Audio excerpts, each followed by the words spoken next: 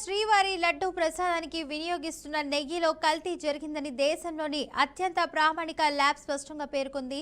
ఇక ఆ నెయ్యిలో పంది కొవ్వు, గొడ్డు కొవ్వు, ఇక చేప నూనె వంటి పదార్థాలు కలిసే అవకాశం ఉందని అనుమానం వ్యక్తం చేసింది. అయితే సిట్ ఆ ల్యాబ్ నివేదికను పరిగణలోకి తీసుకొని లోతైన దర్యాప్తు చేయాల్సిన అవసరం ఉన్నప్పటికీ కూడా ఇప్పటి వరకు థర్డ్ పార్టీ వాలిడేషన్ జరగని, అన్ని రకాల పరీక్షలు నిర్వహించే సదుపాయాలు లేని మరో ల్యాబ్ ఇచ్చినటువంటి నివేదికను ప్రామాణికంగా తీసుకోవడం విమర్శలకు దారితీస్తుంది.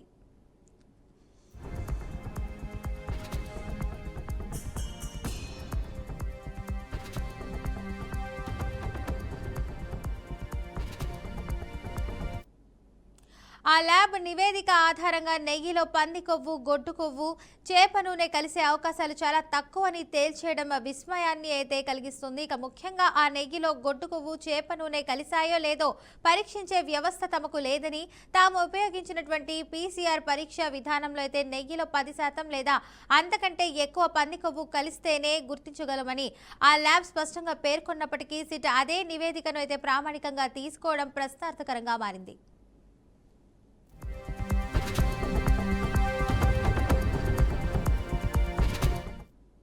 దీన్ని బట్టి సిట్ దర్యాప్తు అయితే లోపభూయిష్టంగా సాగుతోందన్న విమర్శలు కూడా వెల్లువెత్తుతున్నాయి. ఇక నెయ్యిలో పంది కొవ్వు, గొడ్డు కొవ్వు వంటి పదార్థాలు 1% కంటే తక్కువ పరిణామంలో కలిసినా గుర్తించే అత్యాధునిక పరీక్ష విధానాలు అందుబాటులో ఉన్నప్పటికీ కూడా వాటిపై సిట్ ఎందుకు దృష్టి పెట్టలేదన్న సందేహాలు వ్యక్తమవుతున్నాయి. ఇక కోట్లాది మంది భక్తులు మనోభావాలతో ముడిపడినటువంటి అత్యంత సున్నితమైనటువంటి అంశం కావడంతో మరింత ఖచ్చితత్వం కోసమైతే ఆ నెయ్యి శాంపిళ్లను విభిన్న ప్రామాణిక ల్యాబ్లకు పంపి సమగ్ర పరీక్షలు కూడా చేయాల్సిందన్న అభిప్రాయాలు వ్యక్తమవుతున్నాయి.